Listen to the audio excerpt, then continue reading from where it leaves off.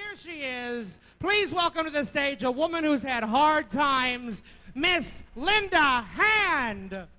This piece was written about my mother and father. I've changed the names to protect them.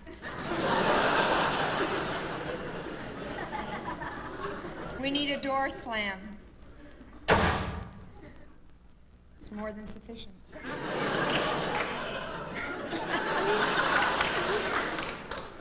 It's after supper. Lud and Marie are sitting in the living room. Marie is cutting recipes from a magazine and pasting them to 3x5 cards. Lud is reading the newspaper and eating a piece of cake. The front door opens. Is that you? No, it's Dracula's daughter.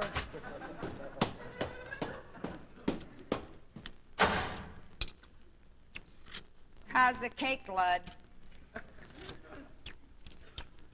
Oh, like always, I guess.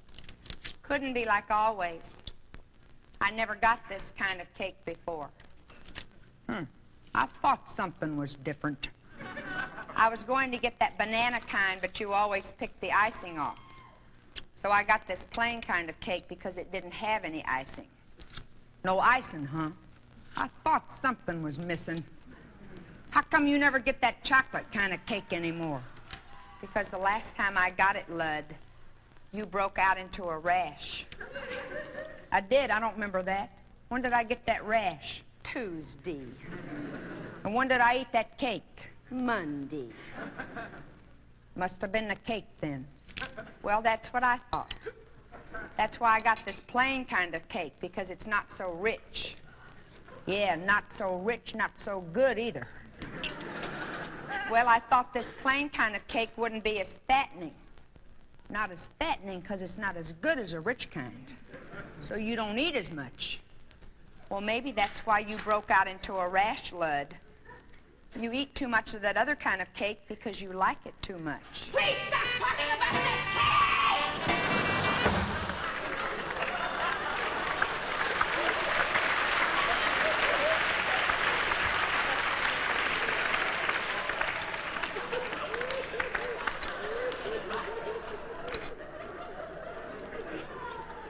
Lays up there in that bedroom, plays them records till 2 or 3 o'clock in the morning. Criticize somebody. Fool with me, young lady. I'll take my belt off to you. Oh, now, Lud, don't start. That insurance man will be here any minute. Oh, I'll take my belt off to you, too, Toots. Now, quit.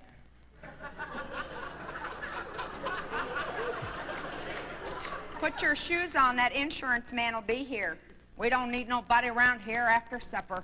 Too late. Where are you going, Lud? I'm going in the kitchen to get me some more of that good old cake. I thought you didn't like this cake. I thought you liked that other kind of cake. That cake with the icing. Please stop talking about that cake! Young lady! Young lady!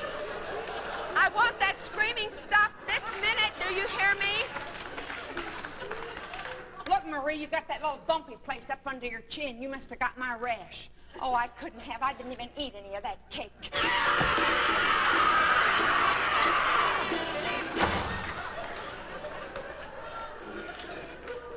I can't even say the word hush in my own house. That just takes the hush.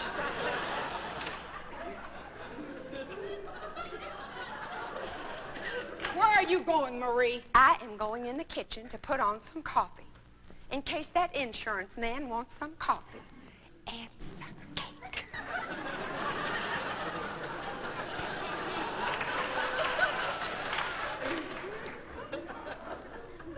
The doorbell rings.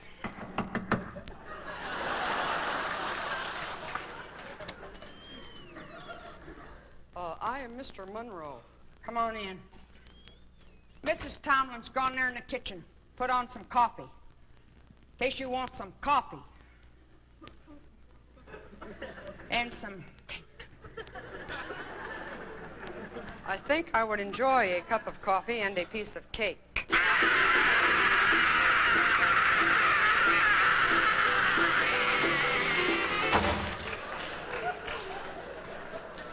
Did hear that?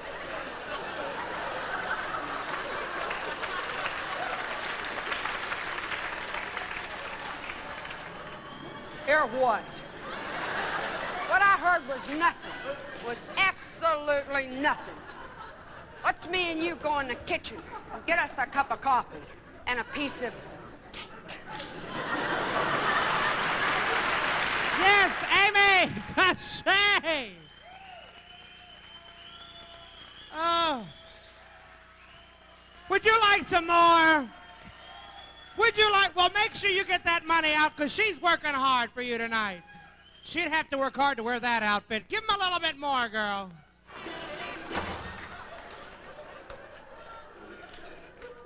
I can't even say the word hush in my own house. That just takes the hush. And bring to the floor former Miss Gay, Oklahoma. If you will, a warm round of applause for the divine talents. And this is an outstanding ballad, so I want you to pay close attention to the beauty and talent of Amii Dyshea. Yes!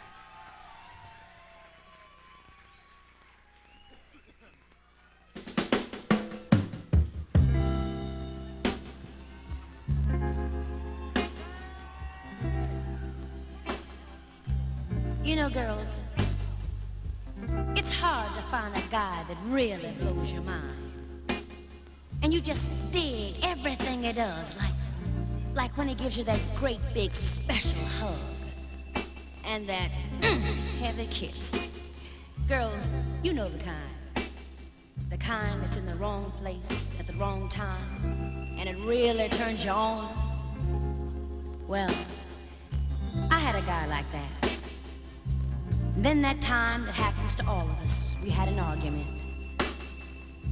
And like all, and I mean all us girls, I said some pretty dumb things like get lost. I don't want to see you anymore. But he was cool.